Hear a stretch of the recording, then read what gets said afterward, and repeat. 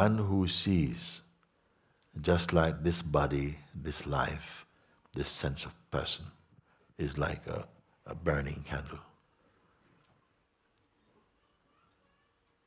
And one day this light will leave.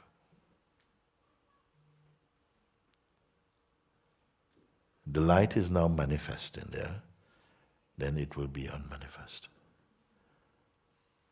Something knows that and knows that does not pertain to me. It sees.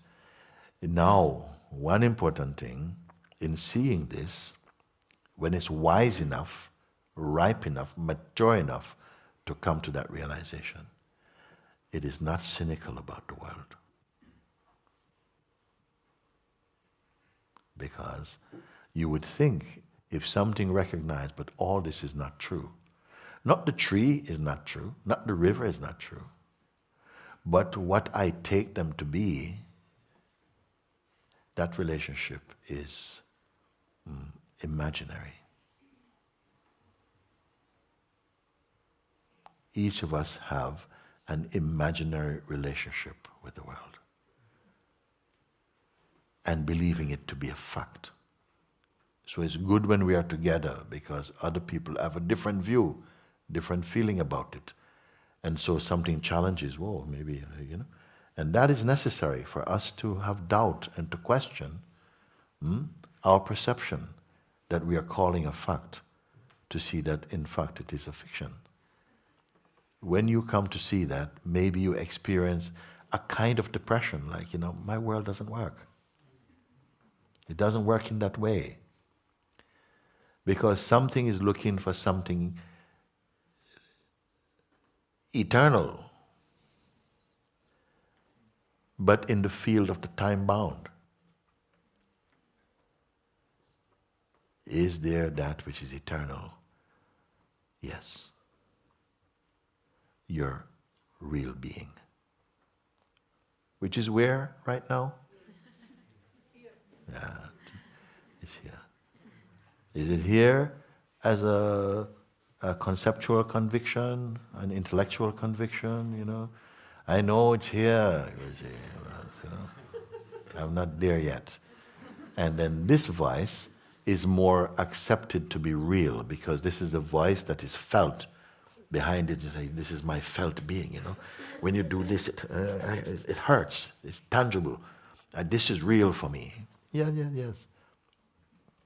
But in dream also, in dream, it's also real for you in the dream moment also. I'm not here to argue with any of that. That's perfectly fine. How that is lived, I don't wonder about. My only aim, and the only thing I consider to be important, is for you to wake up to who you are. How you live, where you go, I don't know. Want to shave your head, wear slippers? I don't know. I don't mind. You're an astronaut or you are some archaeologist. Doesn't matter actually, because it is consciousness that is playing that show. I don't mind. Nothing is wrong with that. But that you wake up to the truth of what you are, and not just to the idea, because ideas also you cannot keep. They keep changing. Even your favorite concept, your favorite idea, you cannot sustain. It will change also. But yet at the same time, we kind of know this, but we won't admit it. Because there's a drug inside our system. And it wants more. It wants this. It wants that. And I say, well, how can I stop this drug? Come on. I say, start with observing and being aware that whatever you see, it's momentary. They're just clouds passing. Don't believe that. Notice it. Don't believe it. I'm not trying to sell you a belief. I'm only pointing out to what is. Therefore, I am not giving you a hardship. Whatever feelings you have, they come and go. Whatever thing you love, you see, it will undergo so many things that's happening around. That's also part of the the fruit of your contact with it. You are to keep looking.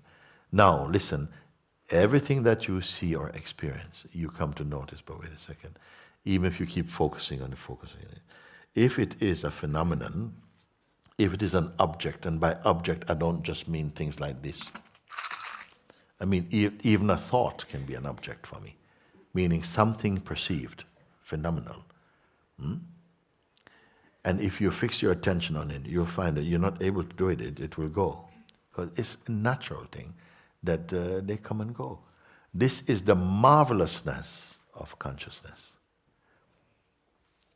It is self-cleaning once you pay attention to it. But we are living in versions of consciousness created through our mind and the wrong belief that we are merely a person, you see. Everything is coming and going. Nothing is stable.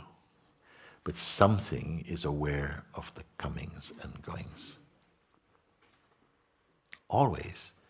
The possibility to be aware of your awareness is there. But few are attracted to this by themselves. You have to be taught. Now I said to you that you begin by observing and confirming that yes, it's true, the nature of thoughts and feelings that they come and go, come and go. Are you to just spend your time observing them? Well, no. At a certain point, it becomes clear, yeah, it's traffic. You're watching traffic, it's just coming and going. Feelings coming and going. Now I feel sad, and then suddenly something feeling come and feeling differently. But all this, there's awareness of it. No? Simple. Very simple. Okay? Awareness of it, all things coming and going. Okay? At some point, you're asked, okay, any number of things can keep coming and going. All day it can keep coming and going. But that which is aware, the space of awareness in which all these things manifest and are perceived, put your attention to that. Is that moving? In it, all these things are coming and going, moving up and down, coming and going. But that which caused them to be perceived, and in which they exist momentarily, is that coming and going? Is that moving about? Relative to that, to what's happening here, that which is perceived, them, perceiving them, in which they are perceived or observed to be coming and going, that is not coming and going. We are together in this page? Yes. Does it have any qualitative interest in what is seen? Be honest now, be honest. Yeah? Like there's coming and going, and at some point you're staying out of it, and then something comes like, like some relationship, and suddenly, whoa, you're going as well too with that. Then it is possible, because it is possible that the weakness initially when you see is looking and says, yeah, no, not this, not this, not this, not this. Ooh. So if in the weakness one comes to the moment when something is felt, interest is there, that is fine. Don't argue. Interest is there. Then it means that that weakness is not entirely pure. Not entirely pure of associations. Yes? If that is seen, although it's more stable than the traffic it's watching, it is also a bit, I'll say, contaminated. It also has a reflection of what it is perceiving is living in itself. So if that is seen, that weakness also becomes phenomenal. You see? And just becomes another thing is observable. Now at this level of observing, something is taken out, something personal was caught in the introspection and then merges with other things which are perceivable. Now what is left now? Nothing. The manifestation may still keep happening, but the magnetism towards any particular phenomenon is not happening. It's like there's a seeing, but there's not any real emotional connection with what is arising. Now it may come some fear, like, whoa, I'm losing my feeling and my compassion for the world. Then that is also seen. And you must decide then, will this be purchased? Because if this thought is purchased, then immediately it pulls you again into a shape. Do you follow this? Yes. Maybe you are going to have to listen to this talk again and again, and it will be up for your listening. Because if you follow and you follow, you will see again a thought come or feelings come, and it's a sensation, and something may say, wow, yeah, wow, I've really changed, because this used to bother me before. And you see, slowly you want to go back into the shape of a historical identity. It's very subtle, but this is when you recognize, but this is also observable, then you don't buy it. So attention is the most intimate reporter. It goes contact, you say, yeah, I went there, and you see like this, attention. So,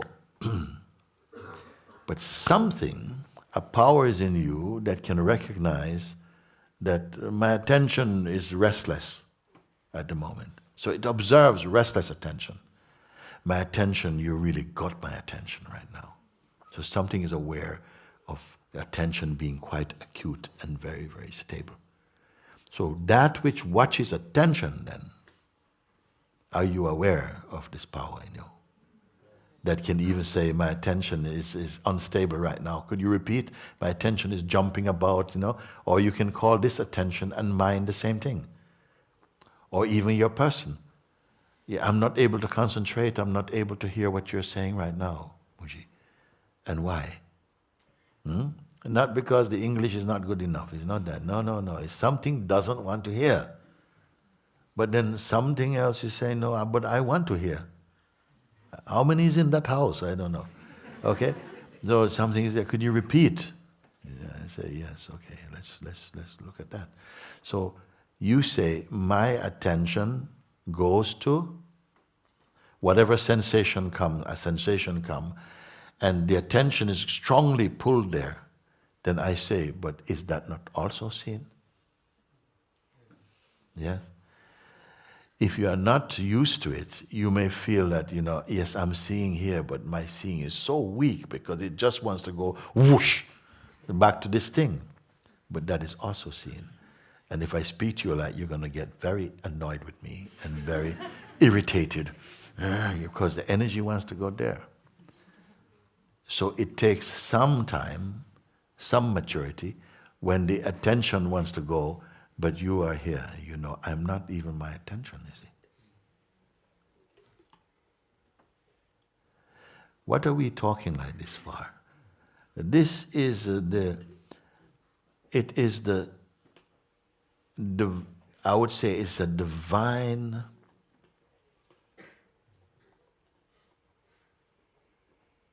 introspection into the nature of consciousness. That is not merely theoretical, it's not mental. It's a delivering room.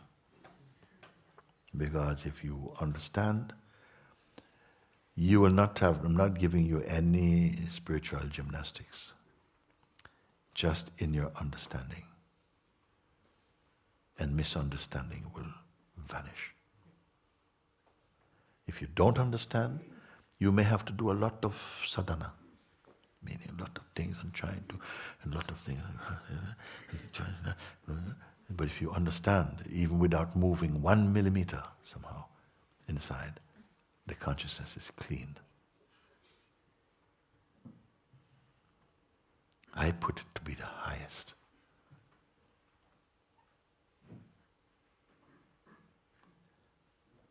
It is killing death.